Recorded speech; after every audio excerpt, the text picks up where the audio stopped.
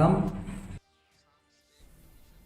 A special Gram Sabha meeting was held at Umtang village under the Jirang CNRD block. The meeting was held on the directive of the government through the Ministry of Panchayati Raj in collaboration with the state CNRD department. Jirang MLA Sostenus Sotun graced the occasion as chief guest.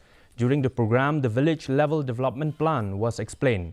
Besides the VLDP, there has also been the commitment of the SHGs through the village organization to the village poverty resilience plan prepared by the SHGs and the VO. The plan was submitted to the headman of the Umtang village. A special Gram Sabha meeting was also held at Mawkarah Nongkdait village in eastern West Khasi Hills district. Umtang village and Mawkarah Nongkdait village are the two villages among the 700 villages that has been selected to conduct such a program. South Shillong